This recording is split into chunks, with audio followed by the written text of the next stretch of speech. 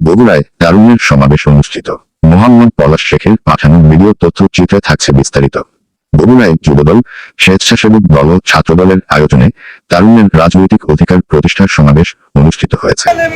শনিবার 24 মে বিকেল 3টায় শহরের সূত্রাপুর সেন্ট্রাল হাই স্কুল মাঠে এই সমাবেশ শুরু হয়। বিভিন্ন জেলা ও উপজেলার নেতাকর্মীরা মিছিল নিয়ে যোগ দিচ্ছেন সমাবেশে। বেলা 11টা থেকে ভারী বৃষ্টির কারণে সমাবেশের প্রস্তুতি কিছুটা বিঘ্নিত হয়। পরে দুপুর 1টার দিকে বৃষ্টি থেমে গেলে নেতাকর্মীরা মিছিল নিয়ে সমাবেশ স্থলে আসতে শুরু করেন। সমাবেশে প্রধান অতিথি হিসেবে উপস্থিত বক্তব্য রাখেন বিএনপি স্থায়ী কমিটির সদস্য নজরুল ইসলাম খান। বিশেষ অতিথি বক্তব্য রাখেন দলটির জ্যেষ্ঠ যুগ্ম মহাসচিব রুহুল কবির রিজভী। রাজশাহী ও রংপুর বিভাগের প্রতিটি জেলা উপজেলা, ইউনিয়ন ও ওয়ার্ড কমিটির যুবদল, স্বেচ্ছাসেবক দল ও ছাত্রদলের কমিটির নেতাকর্মীকে সমাবেশে আনতে 7 দিন আগে থেকে প্রচারণা চালানো হয়। প্রতিটি জেলা থেকে অন্তত 5,000 নেতাকর্মী অংশ নেন। সকল জেলা থেকে বাস ও কোচ ভাড়া করে ট্রেনে করেও আসেন নেতাকর্মীরা। সমাবেশ শেষে অনেক বলেন, শুধু একটি রাজনৈতিক কর্মসূচি নয়, এটি তারুণ্যের আকাঙ্ক্ষা ও প্রত্যয়ের এক ঐতিহাসিক মিলন। নানা মতপথ, শ্রেণীপেশা চিন্তাধারায় তরুণরা একত্র হবেন একটি ন্যায্য, মানবিক বাংলাদেশ গড়ার প্রত্যয়।